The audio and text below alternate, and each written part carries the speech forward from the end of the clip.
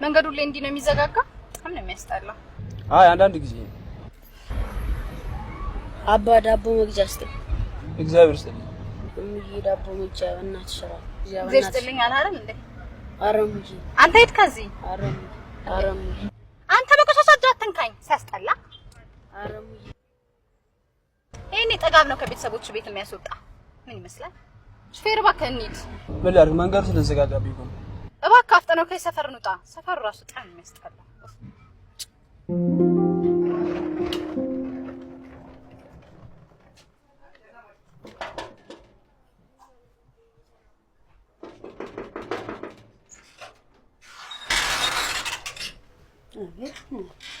እማማ እንዴት ነው?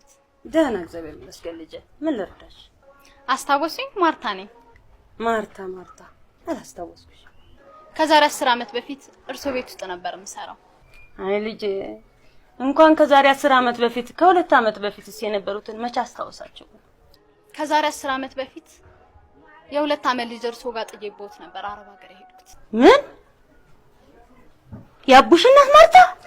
አዎ ማዘር ማርታ ነኝ። አንቺ ያቡሽ እናት ማርታ? አዎ። ልጄ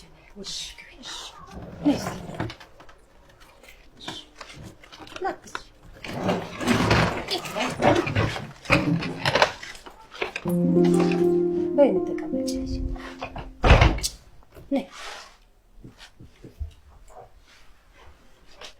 ምን ቤቱ እንደሆነ አንቺ ከሄድሽ ምንም አልተቀየረም።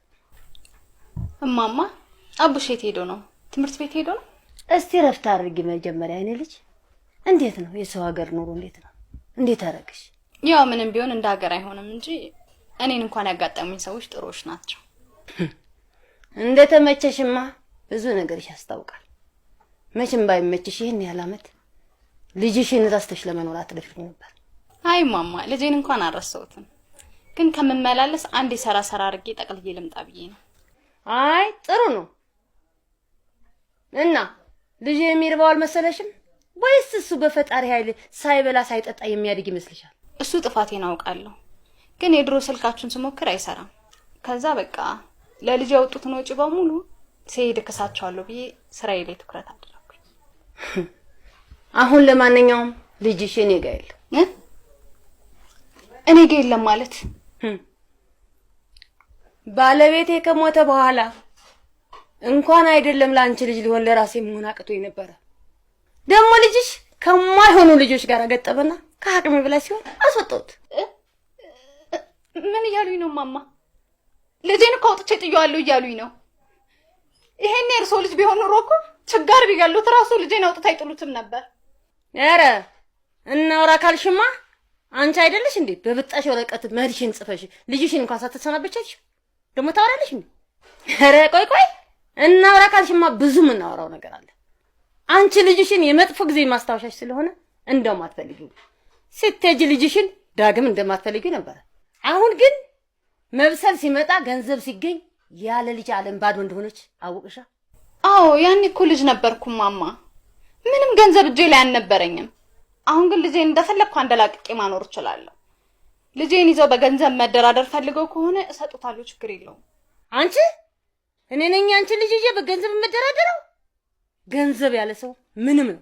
እሺ ቆይ ልጄን እንዴት ነው ማግኘት የምችለው? ምን ያላቅ? ከብዙ ወራቶች በፊት ግን ሳጠያይቅ ከብዙ ጓደኞቹ ጋር አንድ ቤት ተከራይተው እየኖሩ ነው ተብሎ ተነግሮኝ ነበር። ቤቱ የት ነው? እታች ሰፈር ሄደሽ ብትጠይቂ ማንም ያሳይሻል። አሁን ግን ገዛ ያወጡ ይመስለኛል። እማማ ግን እንዴት ጨከኑበት? እሱ እኮ ገና 12 አመት ልጅ ነው። ምን እንኳን እኔ ባዶ አንቺ እናቱ ጨክነሻል እንዴ? እሺ በቃ ሻንጣ እዚህ ይቀመጥ። እማርፍበትን ቦታ አላዘጋጀው። ከአየር መንገድ እንደመጣው ወደዚህ ነው የመጣሁት። እሱ ይቀመጥ። ሀቢኛ ጠጭኛ አይደኝ። ስልክ ያስደውሉኛል። ገና ሲም አላወጣሁም።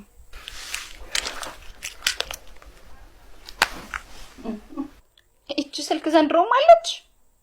ቆይ ምንም ስልጣኔ የለም ማለት ነው? አይ ትደውይ እንደሆነ እንጂ አለዛ ወደ ምትሄጂበት ሂጂ።